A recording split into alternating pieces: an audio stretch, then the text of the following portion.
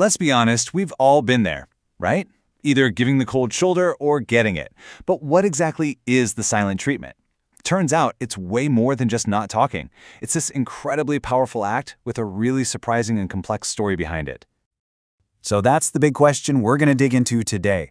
What is really being communicated when absolutely nothing is said out loud? Okay, so before we can get into the why and the how, we've got to be on the same page about what we're talking about. So let's start with a really clear definition. At its most basic level, it's this. One person is reaching out, trying to talk, and the other person just refuses.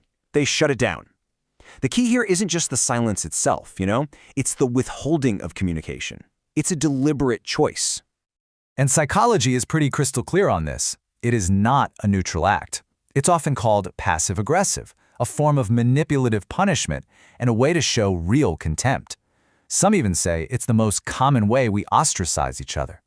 But as we're about to find out, the reason for the silence, well, that can change everything.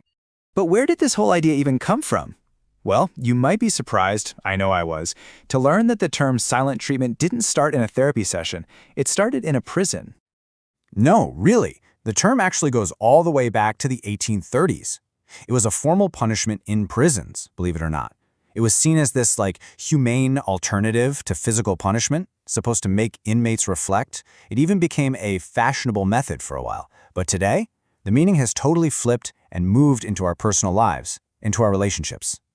So how did this prison tactic become a weapon in our relationships? Let's take a look at how it actually plays out between people. And this right here is where the intention behind the silence becomes so critical. This quote from Dr. Gail Saltz just absolutely nails it. Even if the person giving the silent treatment thinks, oh, I'm just avoiding a fight, the act itself still lands like a punishment for the person on the receiving end. And this whole thing, it often follows this really predictable, pretty toxic cycle. It kicks off with one person feeling upset, but instead of talking about it, they just withdraw. And that withdrawal isn't passive at all. It's an active move to take control, leaving the other person feeling anxious, confused, and usually desperate to just fix things. But hold on, is all silence a weapon? Not necessarily. The intent can change everything, and there's a fantastic example of this that comes from Filipino culture. So there's this concept called Tampo. Now, on the surface, it looks just like the silent treatment, right? Someone feels hurt, so they withdraw their affection. But the goal is completely different. It's not about punishing someone. It's more like a non-confrontational way of saying, hey, I'm hurt and I need you to show me you care and make an effort. And when you put them side by side like this, the difference in intent is it's night and day. The silent treatment is all about power and control, but Tampo is about expressing hurt and inviting reassurance.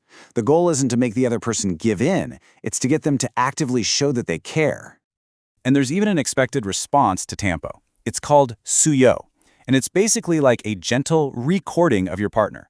You don't demand to know what's wrong, you don't get whiny. Instead, you make these little gestures, hugs, flowers, their favorite food, to show you're making an effort and that you value them. It's all about showing, not just telling. All right, let's look at one more angle here, where silence can actually be used constructively. This time we're pulling from the world of behavioral psychology. This is called tactical ignoring. It's something often used in parenting or in therapy. And the key here is that it's a conscious, planned strategy. A person actively ignores a specific undesirable behavior. Think a toddler's tantrum over candy to teach them that it won't work, all while staying fully aware and making sure everyone's safe, of course. So you see the difference? The silent treatment is an emotional, punitive reaction. Tactical ignoring is a strategic tool. One is about controlling a person, while the other is about changing a behavior. It's the difference between a knee-jerk reaction and a calculated action. So we've seen silence as punishment, we've seen it as a cultural signal and as a strategy. So what's the big takeaway here? What does this all boil down to? Well, it really all comes down to one thing: intention. What's the goal? Is it to punish and control someone?